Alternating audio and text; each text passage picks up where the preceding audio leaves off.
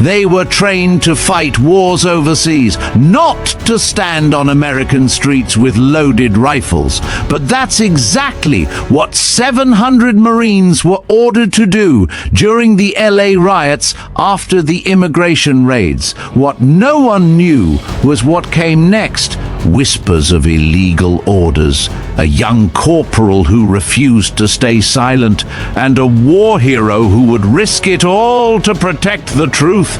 This time, not on foreign soil, but here at home. This is the untold story of what really happened when Marines were deployed against their own people, and how one man's honor stunned the entire nation. From the front lines of chaos to the heart of public reckoning, this is Veteranbiker, where justice isn't loud. But it never stays quiet for long. They told us to pack light. Riot gear, non-lethals, 3 days rations. Just crowd control, they said. Show of presence. I'd heard that before, in Baghdad, in Kandahar, in places that stopped showing up on the news after the first month. But this time it wasn't some desert half a world away. This time, it was Los Angeles. We were on a plane by midnight, 40 of us crammed in rows of metal seats, faces lit blue by the glow of our gear checks. No one said much. You get used to that before deployment, the silence before the storm. I sat next to Staff Sergeant Hayes, my company quiet guy, steel in his posture. I'd seen him pull a wounded kid out of an ambush in Syria without blinking. When I asked him once what he felt during that, he just said, "It was Tuesday." That's Hayes. When we landed, the heat hit different. Not the dry desert kind.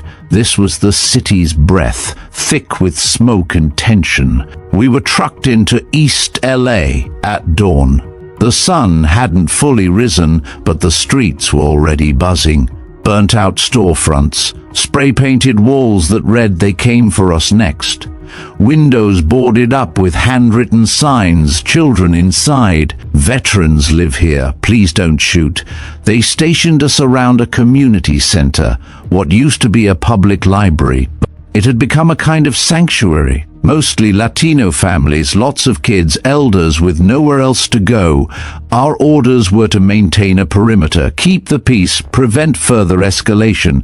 But something about it didn't sit right. I remember seeing this old man sitting on the curb when we arrived. Had to be 70.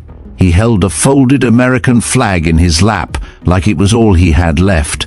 I asked the corporal beside me if we knew who he was. Got evicted yesterday, said he served in Korea. Then the corporal laughed. Guess he's finally getting a taste of American justice.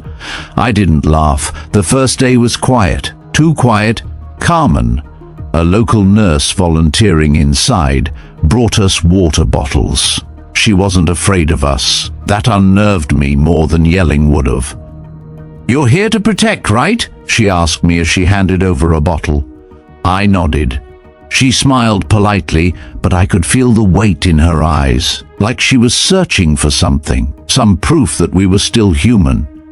That night I couldn't sleep, not because of noise, but because of what wasn't being said. Hayes stood watch with me. We didn't talk, just stared out at the row of makeshift tents lit by candles, silhouettes of mothers rocking children under plastic tarps.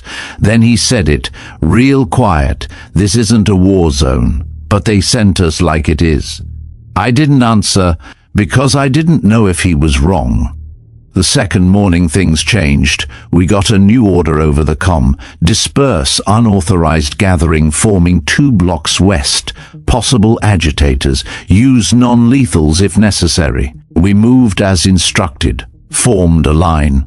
I remember the first thing I saw when we turned the corner. It wasn't agitators, it was a church. And out front were people kneeling, silent, holding candles. Mothers, children, veterans. And that's when I started to question what I thought I knew. We held position across the street, shoulder to shoulder in full riot gear, visors down, weapons at the low ready. No one moved, no one spoke. You could hear the candle flames flicker in the breeze, the occasional cough of a child. I scanned the line, waiting for something, a shout, a stone, a reason, but nothing came. Behind me, one of the new guys muttered under his breath, "Where's the riot?" Hayes didn't answer, but his jaw flexed under the strap of his helmet. I could tell he was thinking the same thing. Then the police rolled in. 6 cruisers, lights blazing but no sirens. Officers poured out, shouting commands, forming their own wall just feet behind the kneeling group. One of them, a captain, judging by the bars on his collar, barked into a bullhorn, "This is an unlawful assembly. You have 60 seconds to disperse." No one moved. A woman with a grey braid raised a candle higher, as if to say, "We are not afraid." I felt something shift beside me. Hayes took a step forward, not toward them, but just enough to put himself slightly ahead of our line. A subtle thing, but intentional. The countdown started. 59, 58. I watched the captain gesture. Officers raised their batons.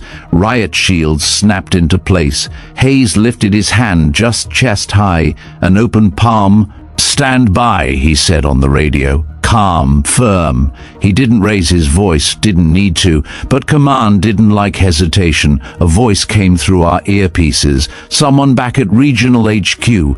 Execute dispersal. Now!" Hayes didn't move. His hand stayed up. And then, just before the timer hit 0, something happened that I still think about. A little girl, maybe 6, maybe 7, stepped forward from the candlelight. She held a piece of cardboard that said, "My dad died a Marine, don't make him ashamed." She didn't cry. She just stood there, staring at us like she was measuring our souls. The countdown stopped. The captain lowered his bullhorn. The officers hesitated. Hayes finally spoke, not to us, not to command, but to the girl. "What was your dad's name?" he asked. She answered, clear as day, "Carlos Mendez." Hayes blinked once, then slowly nodded. "I knew him," he said. "Fallujah, 2004, you could feel it, the tension bleeding out of the air like someone had pulled the plug on the anger. The officers didn't advance. We didn't move. The standoff dissolved not with force, but with recognition. That night, back at the temporary barracks, no one said much. But every Marine in our unit knew something had changed, not just on the ground. In Hayes, in us, we'd seen too many missions blur lines, too many objectives that forgot the people in their way. But this one felt different. It wasn't a war zone, no matter how hard someone tried to make it look like one. It was a city. Our city. And those were our people. And we were starting to wonder who exactly we'd been sent to fight. The next morning came with heat and orders. We were woken before dawn by a sergeant from battalion command, pounding on the side of our temporary barracks. "Gear up. Briefing in 5. Eyes sharp, boys." Things just changed. I didn't need coffee to feel awake after that. Inside the makeshift ops center, a projector cast shaky footage on the wall. Cell phone clips, social media. Posts, a few news anchors' panicked voices layered over scenes of burning trash bins and people shouting in Spanish. Some of it was real, some of it was clearly taken out of context, but the message was clear: escalation. Area Delta 4, the major barked, tapping a map. Confirmed intel says this block is harboring suspected instigators, also housing non-compliant undocumented groups. Primary objective, containment. Secondary objective, sweep and process. There was a pause, the kind that made your gut tighten. Even the officers exchanged glances. Hayes stood still, arms crossed, his eyes unmoving from the map. Then came the line that stayed with me. Rules of engagement are flexible. Do what you need to keep the area quiet. Flexible? That word. It hangs in the air like smoke. Means everything and nothing. We rolled out 30 minutes later in convoy. Our squad led the column, flanked by 2 armored transports borrowed from LAPD. Civilians watched us from windows and balconies as we passed, their expressions unreadable. Not fear, not hatred, just exhaustion. When we arrived at Delta 4, I could barely recognize the place. A tight maze of small homes and duplexes, every doorway marked with chalk symbols, red X's, blue circles, numbers. I didn't know what they meant, and I didn't want to ask. The perimeter was already lined with yellow tape and chain link barriers. Police were posted at either end, barking at residents in Spanglish. No Salir. Back inside. You want trouble? Keep walking. Inside, people moved quietly. No protests, no chants, just tension, coiled like wire. We took our post at the north entrance. Hayes called for 2 men to walk the inner line, non-threatening stance. Palms visible, no rifles aimed unless absolutely necessary. His voice was steady, but I noticed something. He didn't activate his helmet cam. Neither did he remind us to. Within 20 minutes it started. A boy, maybe 14, tried to get through the cordon, said he had to get insulin for his grandmother 3 blocks away. A local officer shoved him hard. The kid hit the asphalt, lip bleeding. One of ours, Corporal Dean, stepped forward instinctively. He's just a... Stand down, the officer snapped. This is our operation too. Dean froze, looked back at Hayes. Hayes didn't say a word, but his eyes narrowed. I could feel it, the crack widening. These weren't just civilians anymore. These were human lives caught in someone else's war of optics. And for the first time, I wondered if we'd crossed a line no one could walk back from. The call came through just before noon.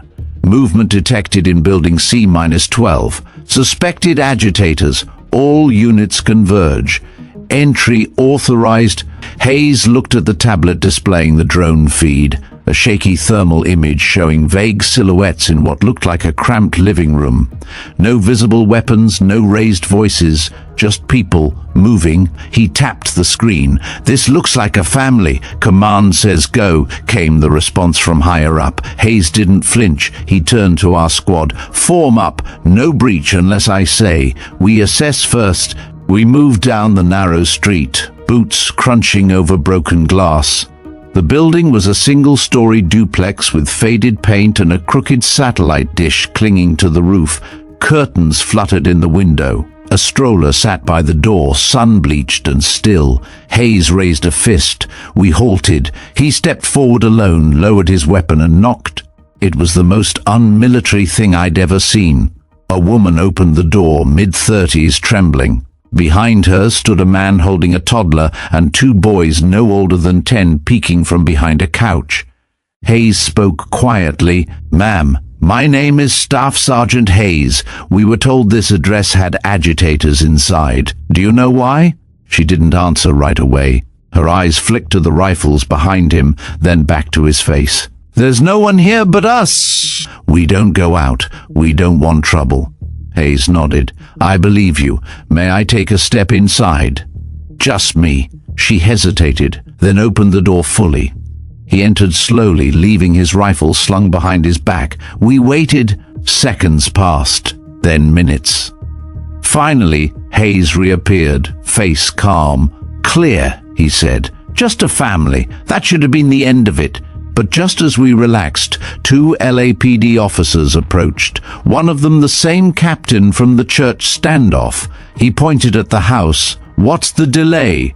Hayes answered flatly. No agitators here, just civilians. I've cleared it. The captain sneered. That's not your call to make. Orders are to sweep. Fully, I've got ICE waiting at the other end. Hayes stepped forward. You're not entering that house? The officers tensed. One rested his hand on his baton.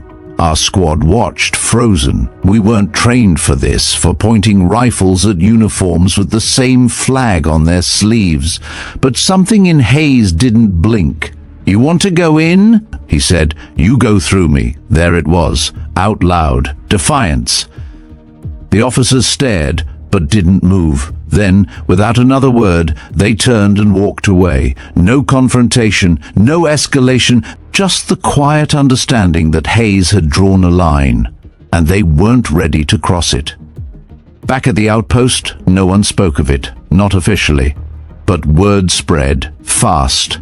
By sunset, half our squad knew what happened. Dean slapped Hayes on the back with quiet admiration. Another Marine, Burrows, asked, "You know they're going to come down on you for this, right?" Hayes didn't look up from cleaning his gear. "Yeah," he said, "but I'll sleep." That night, the outpost felt colder, not in temperature, but in tone. Conversations were short, jokes felt forced, even the usual banter over rations died out. There was a weight in the air, the kind that comes before someone gets reassigned or worse. Hayes sat alone on the bench outside, staring at the sky. No phone, no radio, just silence.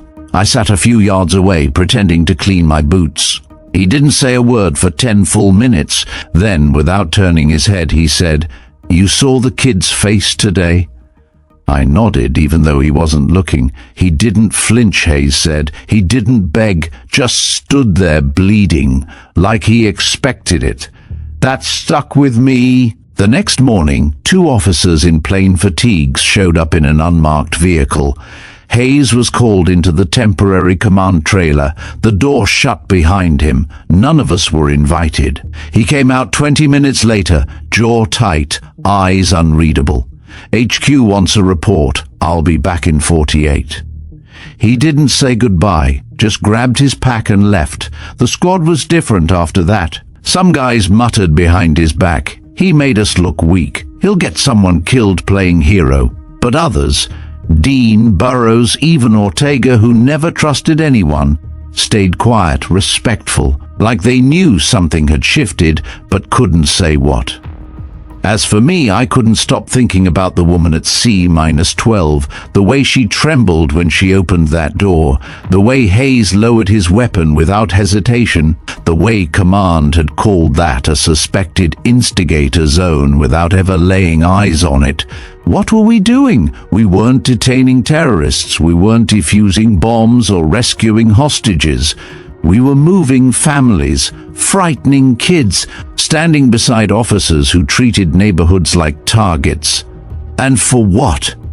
The words from that little girl's sign haunted me. "Don't make him ashamed."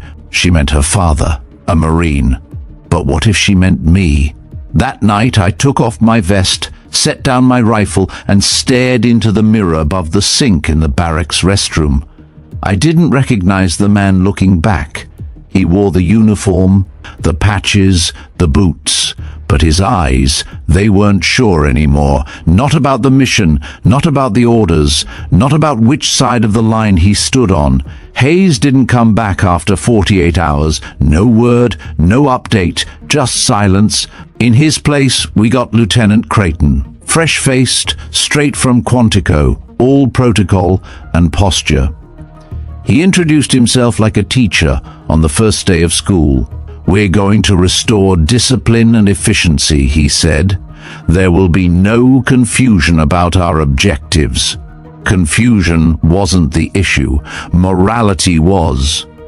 But Creighton didn't ask for input. He handed out a new mission packet and barked at us like we were cadets. Neighborhood Bravo 2, non-compliant sector, suspected safe house operations, immediate sweep and secure, use of force authorized, no need for on-site verification, trust the intel. The words made my stomach turn. We geared up anyway. That's what Marines do. We follow orders, or at least we used to without question.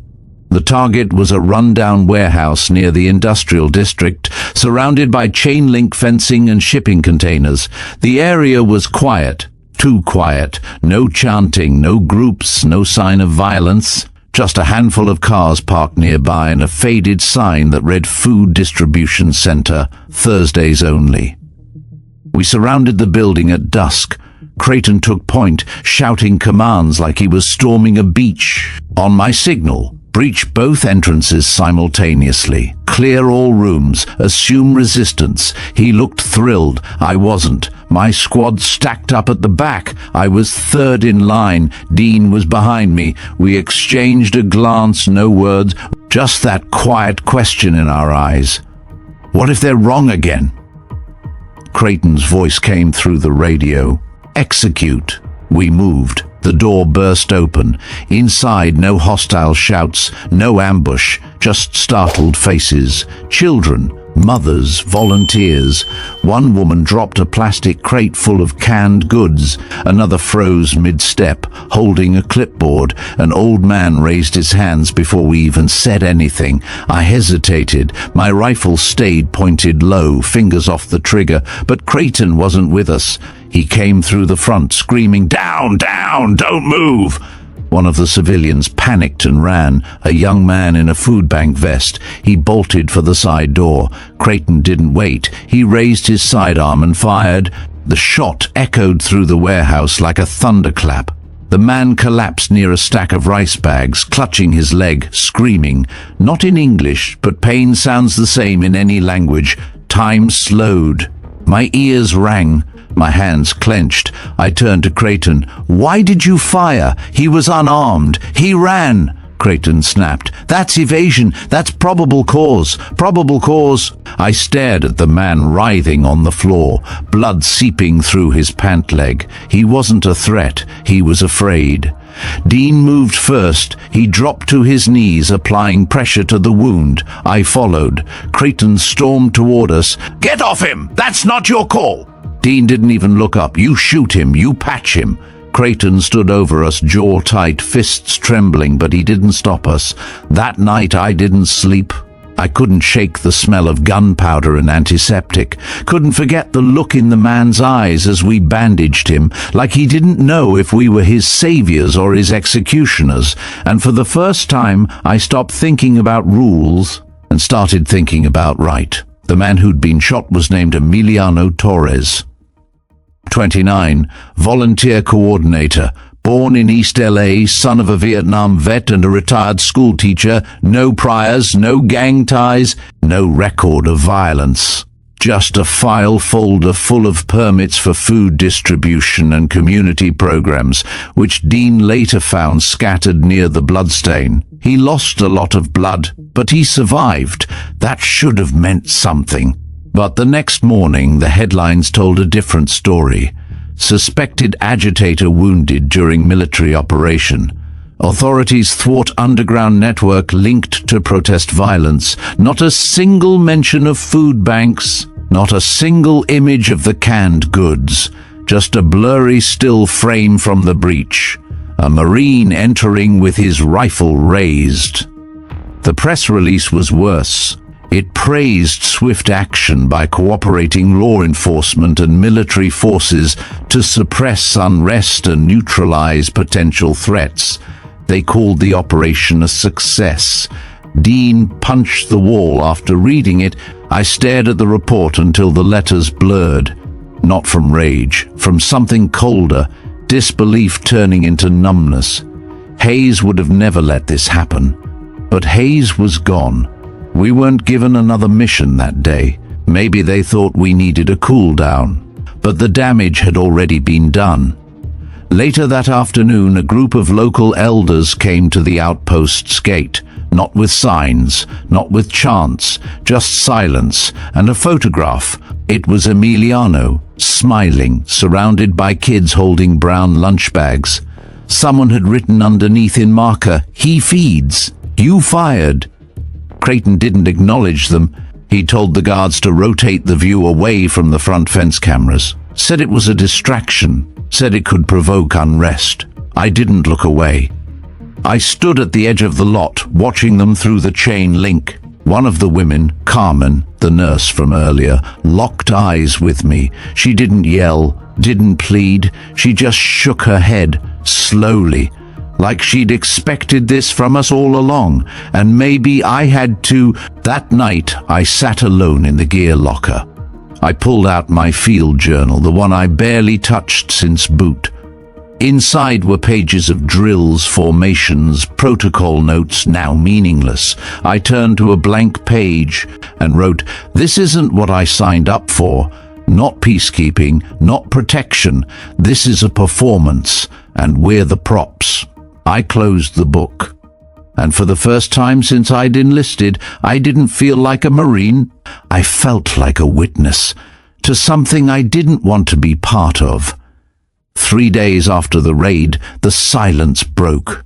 A video surfaced online, grainy, handheld, taken from the second floor of a nearby warehouse. It captured everything. Our unit stacking up, the breach, Emiliano stepping into the open, Creighton shouting, the gunshot, no weapon in Emiliano's hands, no aggression, just fear, and then pain. The video exploded across social media. #Emiliano Torres trended within hours. Civil rights groups, veterans' families, local clergy, they all weighed in. Even mainstream news outlets, the same ones who'd run the official version of events, began walking it back. They couldn't ignore what millions were now watching. But command tried. A memo came down warning all personnel not to comment on ongoing investigations. Creighton doubled down in briefings. Do not engage, do not acknowledge, let this pass. But it wasn't passing. By that evening, protesters gathered outside the perimeter fence. Not just locals, journalists, off-duty nurses, retired service members. Some held signs with Emiliano's face, others with phrases that hit harder. "You don't shoot service, you salute it. Accountability is not insubordination. Where's Hayes?"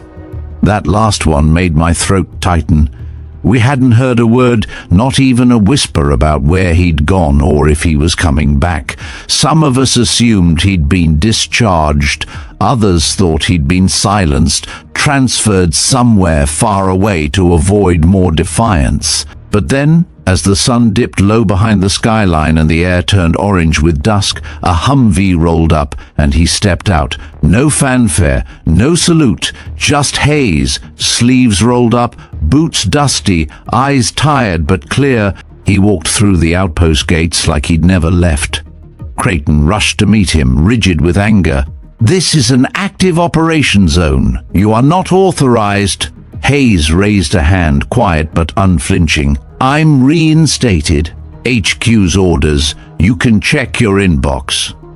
Creighton froze, then he checked and left without a word. The squad didn't cheer. We didn't need to. Hayes didn't speak to us right away, just stood for a moment, looking out past the wire fence at the crowd forming beyond. Then he said it, not loud but firm. A single sentence that cut through the air like a razor. "You don't rebuild trust with silence." He turned to me. "Suit up, we've got work to undo." Hayes wasted no time.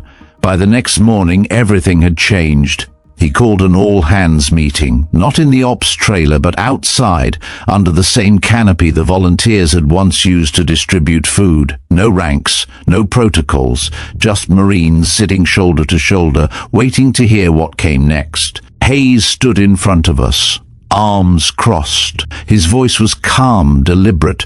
"We're not here to pacify a threat," he began. "We're here because someone, somewhere, decided presence equals control. But presence without purpose is just intimidation." He let that hang for a second. "I'm not going to ask you to disobey. I'm going to ask you to think. Think before you lift your rifle. Think before you treat a neighbor like an enemy. Think about the patch on your sleeve and what it actually stands for." Some of the younger guys shifted uncomfortably. Others, Dean, Ortega, even Burrows, sat straighter. Then Hayes did something unthinkable. He walked out of the perimeter and into the crowd. No armor, no sidearm, just him, in uniform, sleeves rolled, hands open. People backed away at first, unsure. Then Carmen, the nurse, stepped forward. She didn't say anything, just looked at him like she was waiting for the other shoe to drop. Hayes nodded. "I came to listen." Within minutes, people surrounded him, not to confront, but to speak. Survivors, Volunteers, family members of those detained. One man, a former army medic, broke down as he described seeing his brother taken in the middle of the night. Hayes stood through it all. No defense, no deflection, just attention. Back inside the outpost, Creighton seethed. He's undermining operational authority. He barked to anyone who would listen. He's compromising mission integrity. But this time, no one echoed him. That afternoon, a new order came in, a scheduled sweep of Zone Echo. Unsecured, high-density, non-compliant sector. Mandatory presence. Coordination with federal enforcement. Hayes read the packet, closed it, and handed it back. "We won't participate." Creighton went pale.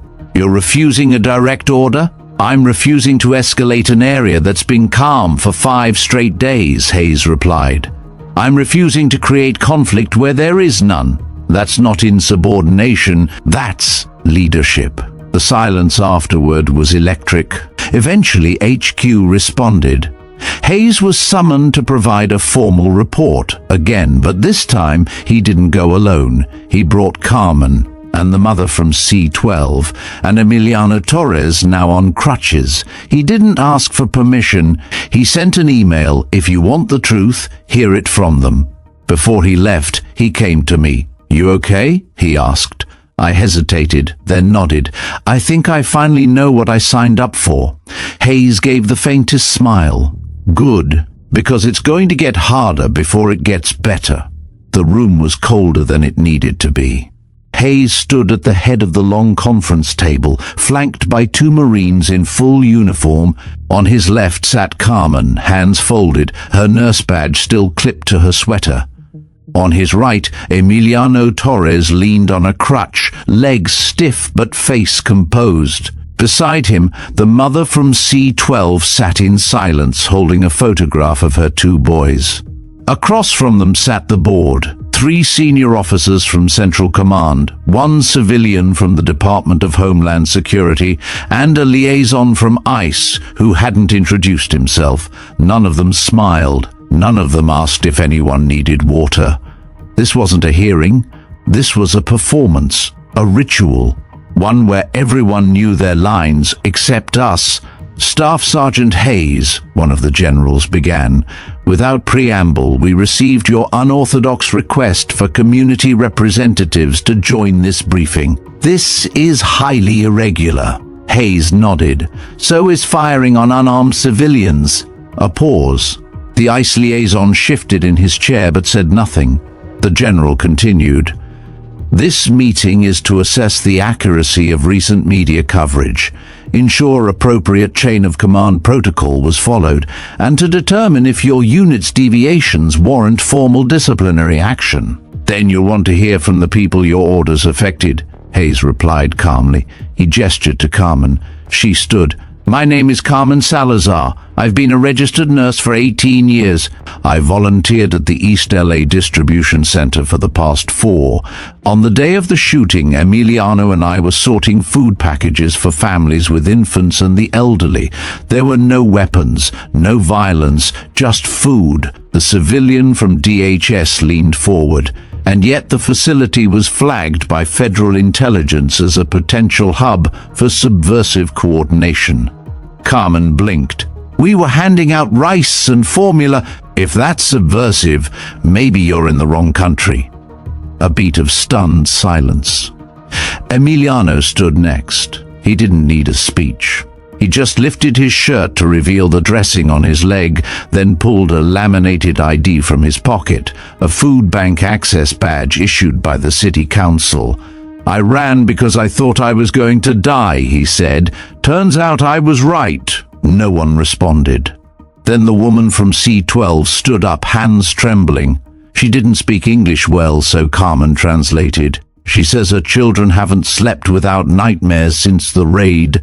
That when your officers pointed guns at their heads, they asked if they had done something wrong, and she didn't know what to say." Hayes let the words hang. Then he placed a flash drive on the table. On this drive are 6 unedited body cam recordings from my squad, as well as surveillance footage from civilians and security cameras that were ignored in the original briefing packages. All time-stamped, all geolocated. None of them support the official narrative. The general didn't reach for the drive. The ICE liaison finally spoke. That footage is not admissible without clearance. It wasn't submitted through approved intel channels. Hayes raised an eyebrow. You mean the same channels that misidentified a food bank as a militant hub? No answer. Then Hayes leaned forward, voice low, clear. You told us to keep the peace, not to become its greatest threat. There was no rebuttal, no defense, just note-taking and long, quiet stares. As the session ended, the DHS rep muttered, almost like a warning, "You've made some powerful people very uncomfortable, Sergeant." Hayes stood. Good, maybe they'll think twice next time. Outside in the hall, Carmen exhaled slowly. Do you think any of that mattered? Hayes didn't answer immediately, but when he did, he looked at me. It mattered to him, he said, nodding toward Emiliano, and it better start mattering to everyone else. It started with a manila envelope.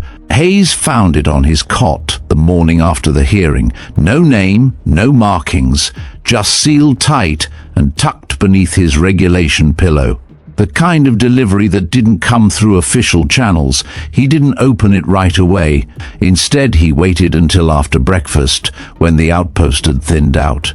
Then he called me and Dean into the old storage room behind the motor pool, the only place without live surveillance. Inside the envelope were 30 pages of redacted memos, headers marked "Do Not Distribute," timelines that overlapped with our deployment, operation codes we didn't recognize, and embedded in the middle, an email thread between a Homeland Security official and a private security contractor. It read like a playbook. There were lists of neighborhoods flagged for accelerated disruption tactics, key individuals labeled as optical anchors, people whose mistreatment would generate media noise, thus drowning out broader federal activities. There was even a bullet point next to Emiliano Torres' name, likely reaction catalyst, high-value symbol if neutralized without fatality. Dean swore under his breath. They wanted him injured, not dead, just enough to make noise. Hayes said nothing, just stared at the page like it was burning through his hands. Then came the final document, a deployment briefing dated 3 weeks before we'd even arrived. It listed our unit by name, listed me by name, and referred to our squad's presence as domestic proximity cover. What does that mean? I asked. Hayes looked up. His eyes were different now, not angry, not afraid, resolute. It means we were never sent here to keep order. We were sent here to distract from what someone else was doing. He didn't elaborate. He didn't need to. That afternoon, a captain named Ellison, an older logistics officer who'd been quiet through most of the deployment, approached Hayes while we were loading supplies. No preamble, just a whisper. They're watching who you talk to. Don't use base comms. Hayes nodded. Was it you? Ellison gave the smallest shrug. You didn't get that envelope, but if you had, you should look at the timestamps. Then he walked away. That night I couldn't sleep. I kept thinking about what Hayes had said, that we weren't the mission, just the camouflage. That Emiliano's shooting wasn't a mistake, but a data point. That the fear in Carmen's eyes, the silence of the ICE liaison, the refusal to acknowledge video evidence, it all added up. We weren't in the middle of chaos. We were helping cover it. I asked Hayes what we were supposed to do next. He just stared out past the fence where protesters still gathered, holding signs no one reported on anymore. We tell the truth, he said, and we make sure they can't bury it. We started quietly. Dean spoke with locals off duty, never in uniform. Ortega, who once refused to trust civilians, now helped translate interviews in alleyways and back porches, recording hours of shaky footage and whispered confessions. Carmen provided a list of witnesses. Emiliano, hobbling but unbowed, typed up accounts and timelines from his hospital bed. I helped catalogue it all. Dates, names, locations, contradictions. Every piece a thread unraveling something bigger. Hayes didn't say much during the process. He just moved, focused, surgical.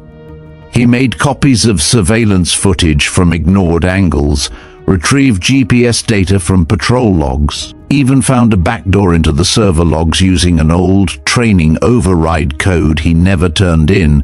He was risking court-martial just by logging in. We didn't care. Not anymore.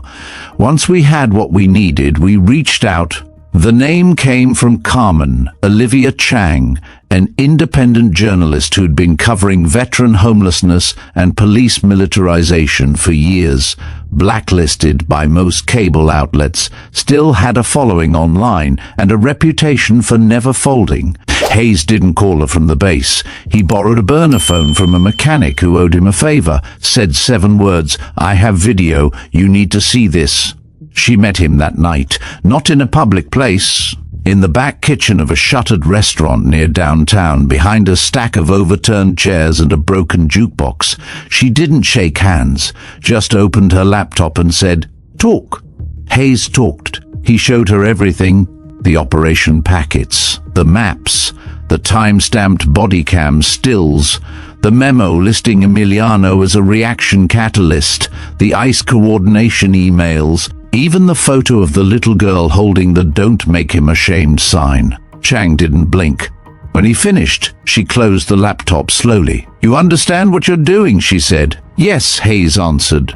"This won't stop at demotion." "I know." She studied him for a moment, then nodded. "I'll run the story, but not until it's bulletproof. Give me 72 hours. She vanished into the night like smoke.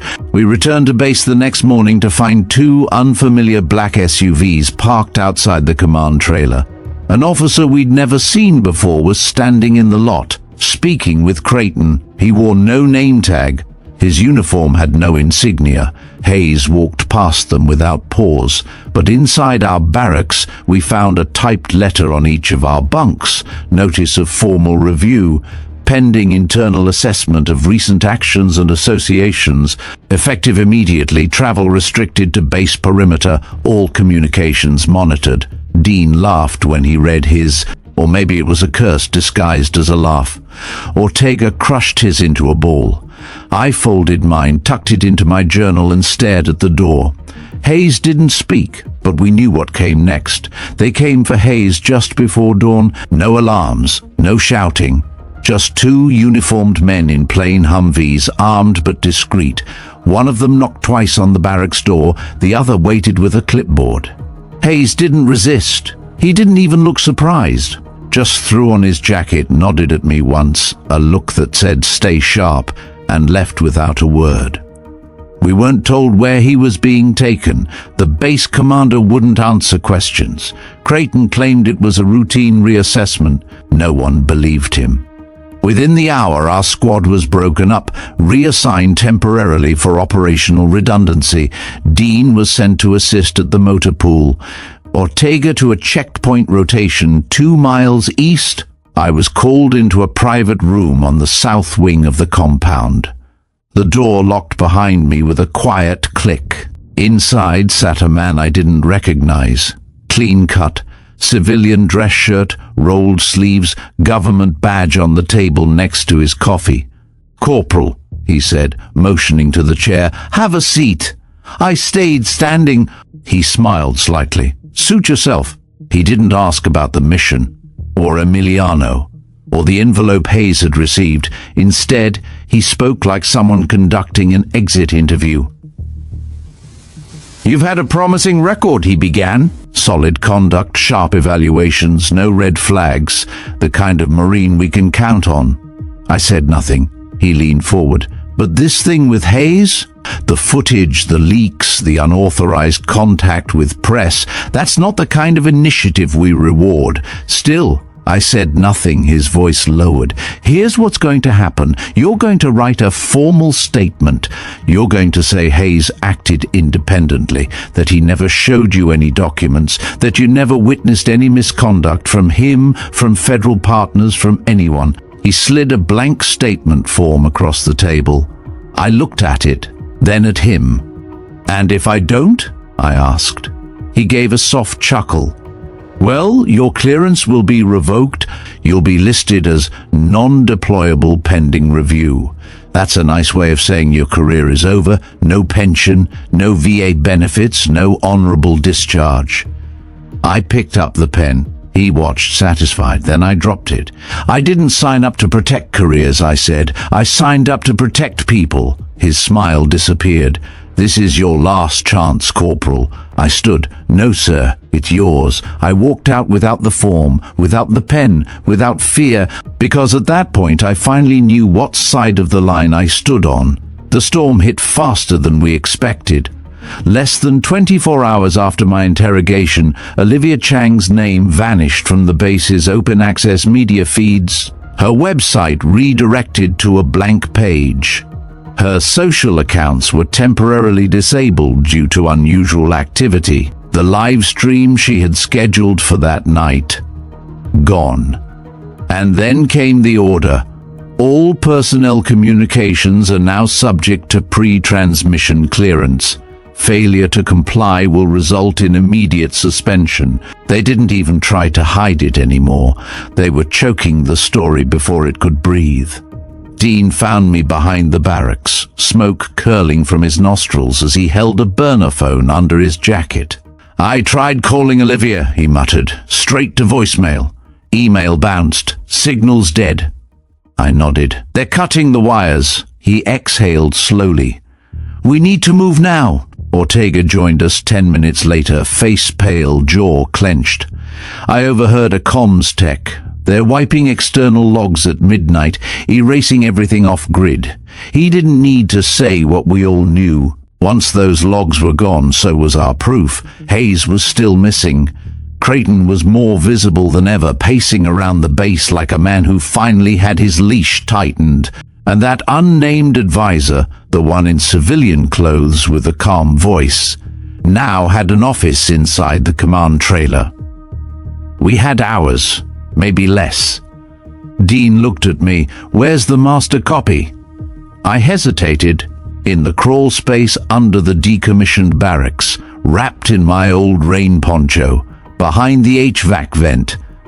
He smirked. "Of course it is." We moved fast, slipping through blind spots, ducking past cameras that hadn't been maintained in months.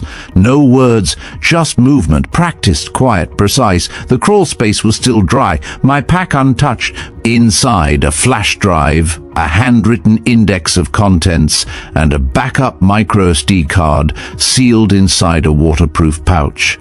It wasn't just body cam footage anymore. We had testimony, operation documents, interagency memos, even a time-stamped recording of Hayes the night before his arrest saying, "If they bury me, make sure they can't bury this. We needed to get it off base." Ortega had a cousin, former signals analyst, who lived outside San Bernardino, off-grid but still connected. "Trusted. We'll get it to him," Ortega said. "He'll know how to send it out. Hidden network, no metadata." Dean checked his watch. "We've got one shot." I looked at both of them. "You sure?" Dean gave a half grin. "We're already on the list," Ortega smirked. "Might as well give them something real to punish." We split the data 3 ways. One flash, one microSD, one printed set of key excerpts. Redundancy was our only safety net now. Then we waited. Night came fast, and so did the lockdown. The lockdown was immediate and total. Base alarms didn't blare. They whispered, red lights blinking softly across every doorway as if to say, "We see you now." Checkpoints sprang up like weeds. Vehicles were searched, barracks swept. Anyone not on assigned watch was confined to quarters. No explanation, just orders. At 2:13 hours, Dean didn't show up for his rotation. At 2:21, Ortega got the text, "They've got him." Bunker 2, no cuffs, just questions. Then radio silence. We gathered in the mess hall storage closet, same place we'd planned the initial data split. Ortega paced, fists clenched. I sat on a crate of powdered eggs, heart thudding against my ribs like it was trying to escape before I had to make a decision. "He knew the risk," Ortega muttered, but his voice cracked. I nodded. "So do we." "They'll sweat him," he continued. "Push him for names, for access points. If he breaks..." "He won't," I said, but we both knew that wasn't the point. If Dean didn't break, they'd still hold him, strip him of rights, leak his arrest to the press as a security breach, brand him before any facts came out, maybe even use his silence as justification to shut everything down. We couldn't wait. I took out the backup flash, the clean one, the one Hayes hadn't even known I'd made. Ortega narrowed his eyes. "What are you doing?" I slid it into my vest pocket. "I'm going to make a choice." "Which is?" "I'm going to give them what they want." His jaw tightened. "You're going to turn yourself in?" "No," I said. "I'm going to make them think I did." By 4, I was in the central corridor, hands raised, calm but loud enough for cameras. "I'd like to speak with the officer overseeing internal security," I said. "I have something to confess." They moved fast, just like I hoped. I was escorted, not shackled, to a holding room lined with fluorescent lights and painted lies. The same calm man in civilian dress was already waiting, sipping something hot. He smiled like we were old friends. "I was hoping you'd come around," he said. I pulled out the flash. He reached for it, and I held it back. "I want something in return." His smile faded. "I want my friend released. Tonight. No record, no debrief, no media contact." He studied me. "What makes you think you're in a position to bargain?" I leaned in. "Because that drive, you see, it's not the only one." He didn't flinch, but he didn't smile again either. An hour later, Dean was back in the barracks. No bruises, no questions. He didn't speak to anyone, just looked at me, saw the empty pocket on my vest, and nodded once. He knew. What he didn't know, what no one did, was that the real flash was already on its way. Olivia Chang had resurfaced. One message had come through just before the lockdown, a satellite ping encrypted from a station outside state jurisdiction. Ortega's cousin had made contact. The story would go live in 12 hours, unless they found a way to silence everything. And now, all we had left was time. And the decision of what to do with it. It went live at 6:17 a.m. No warning, no teaser. Just a headline in bold across a minimalist web page under the name everyone thought had disappeared. Operation Optic Veil, how a military distraction became a domestic cover-up by Olivia Chang. The opening paragraph hit like a gut punch. What if the troops weren't deployed to stop violence, but to draw attention away from it? What if the real mission wasn't to secure a city, but to silence it? Within minutes, the article was everywhere. Screens across the country lit up. Phones, laptops, TV news tickers struggling to keep pace. On social media, the hashtag Optic Veil surged past 500,000 posts in under an hour. Then came the footage. Chang had embedded it directly. The full 7-minute body cam sequence of Emiliano Torres being shot, followed by slow motion frame breakdowns, enhanced audio overlays, and a red box circling the non-existent weapon Creighton had claimed to see. Below that, excerpts from redacted memos, names, timestamps, direct quotes from internal briefings. Then the testimonies. Carmen, her voice steady. Ortega, translated by subtitle. Even my own, anonymous, distorted, but unmistakable in detail. We weren't told what we were guarding, but we knew what we were hiding. By 7:10, 4 major networks had interrupted programming to address the story. By 7:45, the Pentagon's press office had issued a statement. "We are aware of the allegations presented in the recent publication and are reviewing the material." But it was already too late. The people had seen it, They weren't waiting for permission to believe. Outside the base, the crowd doubled, then tripled. What had once been a handful of protesters with handmade signs had become a flood. Nurses, veterans, students, families, people holding up screens showing the article in real time, people wearing shirts that said, "I am Optic Veil," people holding candles at sunrise. Inside the compound, chaos rippled. Creighton was nowhere to be found. The unnamed civilian advisor had been escorted off base within the hour. Word spread that his credentials didn't survive a routine database query and that he had never been officially assigned to any military division. Dean walked into my room just before 8. He tossed a copy of the printed article onto my bunk. "She did it," he said, barely above a whisper. I picked it up. My fingers trembled, and for the first time since the deployment began, I felt something close to air in my lungs. Hayes was still detained, still silenced, but now his silence was surrounded by noise, and the country was listening. The fallout came fast and loud. By noon, congressional leaders were calling for a full federal inquiry. Senator Alvarez from California demanded an emergency hearing. "This isn't a misunderstanding," she declared on national television. "This is a systemic deception of the American people by their own government." News anchors scrambled to keep up. The word cover-up flooded headlines. Editorial boards flipped overnight. Even networks that had once dismissed Olivia Chang's reporting were now citing her story as groundbreaking investigative journalism. Within 24 hours, 3 senior officials, 2 from Homeland Security and 1 from ICE, were placed on administrative leave. Creighton's name appeared on a suspended clearance list. The Department of Defense, under immense pressure, issued a rare public apology for a breakdown in procedural integrity and announced a temporary stand-down of non-critical urban deployments pending review. The shockwave had reached Washington, but on base, things got worse before they got better. That night, I was called into the operations tent. This time, no smiles, no calm interrogators, just a colonel I'd never seen before, flanked by 2 legal advisors and a military recorder.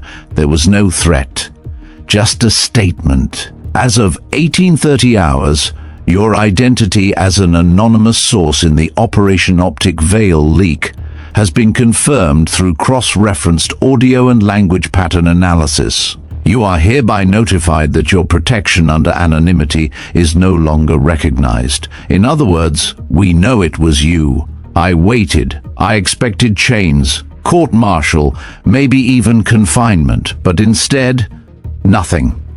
The colonel simply closed his folder. "You're dismissed." I stepped outside into the cold air, pulse still hammering, and realized they couldn't touch me now, not without making the fire bigger. The public had taken notice. I wasn't just a corporal anymore. I was a witness, a symbol, a risk. And then the unthinkable happened. The next morning, just past sunrise, the outer gates opened, and Staff Sergeant Hayes stepped through them. Not in cuffs, not under guard, in full uniform, walking. His face was leaner, his eyes a shade darker, but he moved like he hadn't missed a step, as if he'd been waiting for this moment since the first order was handed down. The crowd outside saw him first, then the Marines on duty, then the news cameras already circling the perimeter like vultures. And just like that, before a microphone was even plugged in, the chant began, "Hayes, Hayes, Hayes." He didn't raise a fist, didn't smile. He just stood still for a long moment, and then said 6 words, "I was never the threat here." They gave Hayes 5 minutes. Just 5. Sandwiched between 2 Department of Defense statements and a vague Homeland Security press release. The podium was flanked by stone-faced officers, a sea of cameras blinking in rhythm like nervous hearts. Journalists leaned in, protesters stood silent, even the base guards stopped pretending not to listen. Hayes approached the microphone with his cap tucked under one arm. His uniform was pressed, boots spotless. But there was no script in his hand, no teleprompter, just truth. He looked straight ahead. I came back from every tour asking myself one question, he said. Did I protect the people or the policy? A hush fell. I stood in villages overseas where no one spoke English, but every mother understood what a rifle meant at her door. I told myself we were doing good. I told myself we were bringing order, and maybe we were sometimes. But then I was sent here. He gestured behind him, toward the city skyline scarred by protest smoke and boarded-up windows. I was sent into my own country with orders to stand against my own neighbors. I was told to see fear instead of need. I was given targets without context, tactics without conscience, and consequences without accountability. He paused. I followed orders. At first, because I still believed they came from somewhere noble. Then his voice hardened, steady but unmistakably raw. But when I watched a boy bleeding from a bullet meant to silence, when I saw my men used as props in a political play, when I heard the silence from the very people who swore to uphold justice, I knew. He leaned in. I knew we had become the camouflage for something darker. A ripple moved through the crowd. I'm resigning from my post today, not out of shame, but because I refuse to wear a uniform that no longer knows what it defends. Gasps, murmurs, some applause. Hayes raised a hand. I still believe in service, in sacrifice, in honor, but only when it faces upward, toward the people, not downward, against them. He looked straight into one of the cameras. To those watching from behind desks, behind orders, behind silence, you may forget what this uniform stands for, but we won't. Not anymore. He stepped back, and that was it. No anthem, no salute. Just a Marine who'd stopped being a symbol and started being a man again. I was in the crowd when he spoke, uniform off, civilian hoodie, hands buried in my pockets like I was afraid they'd betray the way they trembled. When he walked away from the podium, I didn't cheer. I just breathed. For the first time in weeks, I breathed without guilt, without shame, without wondering if the next order would break me. Behind me, someone whispered, "He gave it all up." But I shook my head. "No," I said, "he gave us something back. It's been 6 months. The uniform's still in my closet, pressed and folded. The boots stay polished, not out of habit, but respect. I haven't worn either since the day I walked out of the compound with my head up and orders unsigned. They never tried to court-martial me. Too many cameras, too many names watching, too many hashtags still hanging in the air like unfinished questions. Instead, they gave me a letter of non-voluntary separation with a vague thank you and a sterile line about service rendered during challenging circumstances. I keep that letter in a drawer I never open. A few things have changed. There's a new oversight committee in Congress, mostly for show, but 1 or 2 of them seem to care. Deployment protocols were revised. Officers can no longer authorize cross-agency coordination without written justification. They call it the Hayes provision. Recruitment numbers dipped for a while, but not out of anger, out of reflection. People started asking different questions at the enlistment office. Kids didn't just want to serve, they wanted to know what, where, and why. Olivia Chang got nominated for a Pulitzer. She didn't win. But her story's taught in 3 university journalism programs now. And Hayes? He vanished again. Not to hide, just to live. Word is he's in Montana, teaching ethics at a small community college, volunteering with veteran outreach programs, refusing every book deal that comes his way. I already said what I needed to say, he told Chang during their only follow-up interview. Anything more would just be ego. As for me, I moved south, bought a used truck, took a job helping rebuild public housing near the very neighborhoods I once patrolled in armor. I shake a lot more hands these days, drink more coffee on porches, listen more. People remember me sometimes, not by name. But they say things like, "Weren't you one of the ones who stayed calm?" You were there when they started marching, right? Thank you for not turning away. I don't correct them. I don't say that I almost did turn away, that I almost took the deal, that for one long night I looked at a pen and thought about trading silence for safety. Because that's not the point. The point is, I didn't, and neither did Hayes, and neither did the millions of people who stood up, reposted, marched, questioned, spoke, stayed. We didn't all do the same thing, but we all did something. That's what kept the truth alive. Not a hero, not a headline, a ripple, a refusal, a choice. I drove back last Sunday. Didn't plan to, just kept going. The freeway looked the same, but the billboards had changed. Less recruitment ads, more community clinics. The on-ramp into the city still dipped beneath that overpass where someone once hung a banner that read, "Who are they protecting?" The paint had faded. The question hadn't. The neighborhood was quieter now. Storefronts rebuilt, murals fresh. The corner bakery had reopened with new tile and a bigger sign, Torres Panaderia, since 1987. Inside, I saw Carmen behind the counter, laughing with a kid in a school uniform. She caught me staring through the window, raised an eyebrow. Then recognition bloomed, not as alarm, not as curiosity, just a simple nod and a wave. I didn't go in, didn't need to. I kept walking, hands in my jacket pockets, until I reached the corner where Emiliano had fallen.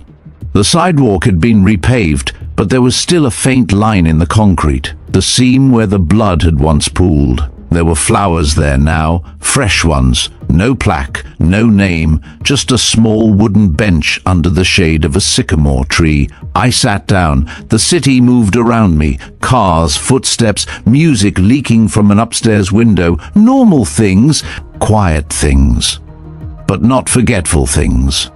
A boy rode past on a scooter, paused and asked, "You okay, mister?" I nodded. He grinned. "This bench is new. They say a hero used to sit here." I looked down at my hands. "Maybe," I said. He kicked off again and vanished into the streetlight glow. I stayed a while longer, long enough to hear church bells in the distance, long enough to feel the wind shift just a little, like something exhaled. And when I finally stood, I touched the edge of the bench and whispered what I hadn't said out loud in months. We didn't fix everything, but we stopped the silence. That was enough. Sometimes silence is the first thing that breaks. Sometimes that's how change begins, not with a war cry, but with someone who refuses to walk away. This was never about disobedience, it was about conscience, about what happens when silence is no longer a choice. Because sometimes the most patriotic act is refusing to follow the wrong order. If this story moved you, if it reminded you why truth still matters in uniform, leave a comment below and tell us where you're watching from. And if you believe stories like this need to be heard, subscribe to Veteran Biker and share it with someone who still believes in quiet courage. More stories of honor, grit, and quiet defiance are waiting right here. Until next time, stay human.